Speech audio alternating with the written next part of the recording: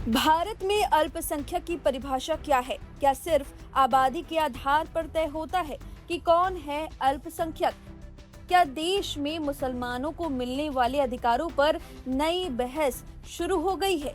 इन सवालों ने सियासी गलियारों में एक बार फिर आग लगा दी है, क्योंकि आमने सामने हैं एआईएमआईएम प्रमुख असदुद्दीन ओवैसी और केंद्रीय मंत्री किरण रिजिजू। एक तरफ किरण रिजिजू ने मुस्लिम आबादी की तुलना देश के सबसे छोटे धार्मिक समुदाय पारसियों से कर दी है, तो दूसरी तरफ ओवैसी ने सीधे संविधान और मुसलमानों के अधिकारों का मुद्दा उठा दिया है। अब सवाल सिर्फ राजनीति का नहीं, बल्कि संविधान, अल्पसंख्यक अधिकार और देश की सामाजिक संरचना का बन चुका है। तो आखिर भारत में अल्पसंख्यक किसे माना जाता है? क्या मुस्लिम आबादी ज्यादा होने से उनका अल्पसंख्यक दर्जा खत्म हो सकता है? और क्यों राज्यभर अल्पसंख्यक तय करने की मांग तेज होती जा रही है?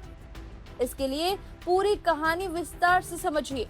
यह विवाद तब शुरू हुआ जब केंद्रीय मंत्री रिजिजू ने मुस्लिम आबादी की तुलना पारसी समुदाय से की, जिस पर ओवैसी ने पलटवार करते हुए मुसलमानों के पक्ष में बड़ी दलील दी।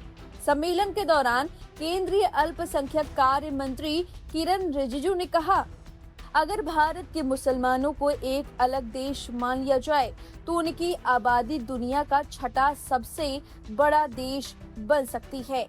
वहीं करीब 52,000 आबादी वाला पारसी समुदाय सिर्फ एक गांव या कस्बे जैसा है, लेकिन दोनों को ही भारत में अल्पसंख्यक का दर्जा मिला हुआ है।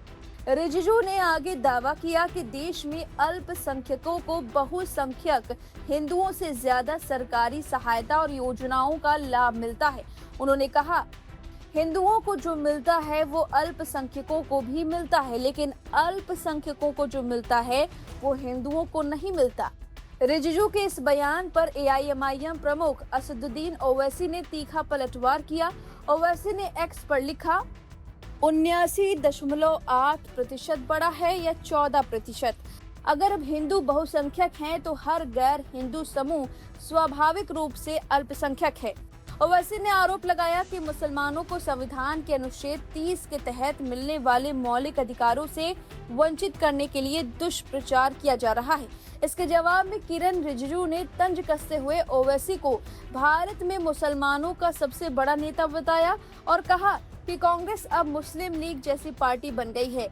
रिजिजू ने आगे कहा, भारत में सभी धर्म फले फूले हैं, लेकिन प्रतिशत के हिसाब से केवल हिंदुओं और पारसियों की आबादी घटी है। अब सबसे बड़ा सवाल कि आखिर संविधान में अल्पसंख्यक को लेकर क्या प्रावधान है? दिलचस्प बात यह है कि भारत का संविधान कहीं भी अल्पसंख्यक शब्द को स्पष्ट रूप से परिभाषित नहीं करता। हालांकि संविधान अल्पसंख्यकों को कई महत्वपूर्ण अधिकार जरूर देता है। अनुच्छेद 29 अल्पसंख्यकों के हितों और उनकी संस्कृति की रक्षा की गारंटी देता है। वहीं अनुच्छेद 30 अल्पसंख्यकों को अपनी पसंद के शैक्षणिक संस्थान स्थापित करने और उनका संचालन करने का मौलिक अधिकार देता है। संविधान निर्माताओं ने जानबूझकर अल्पसंख्यक की स्पष्ट परिभाषा तय नहीं की थी। यह जिम्मेदारी कार्यपालिका यानी सरकार पर छोड़ दी गई। इसके बाद राष्ट्रीय अल्पसंख्यक आयोग अधिनियम 1992 के तहत केंद्र सरकार को किसी समुदाय को अल्पसंख्यक घोषित करने का अधिकार मिला। फिलहाल देश में 6 धार्मिक समुदायों को राष्ट्रीय स्तर पर अल्पसंख्यक का दर्जा मिला है, जिसमें है मुस्लिम, ईसाई, सिख, बौद्ध, पारसी और जैन। इन्हें अल्पसंख्यक मामलों के मंत्रालय की योजनाओं, छात्रवृत्तियों और वक्फ जैसी व्यवस्था का लाभ मिलता है। लेकिन पिछले कई सालों से एक नई बहस तेजी से उठती जा रही है और वो है राज्यवार अल्पसंख्यक दर्जा। दक्षिणपंथी विचारकों का तर्क है कि जिन राज्यों में मुसलमान बहुसंख्यक हैं, वहां उन्हें अल्पसंख्यक का दर्जा नहीं मिलना चाहिए। 2011 की जनगणना के आंकड़े भी इसी बहस को हवा देते हैं, क्योंकि कई राज्यों और केंद्र शासित प्रदेशों में हिंदू आबादी खुद अल्पसंख्यक है।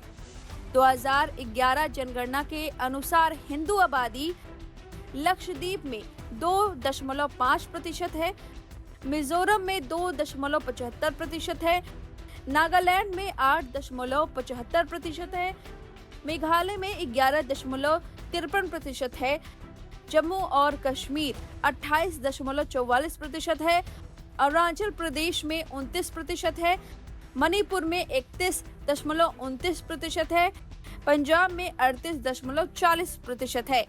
अब सवाल ये है कि क्या भारत में अल्पसंख्यक की परिभाषा राष्ट्रीय स्तर पर ही तय होगी या फिर राज्यवार आधार पर? क्या मुस्लिम आबादी के बढ़ने का तर्क उनके संवैधानिक अधिकारों को प्रभावित कर सकता है?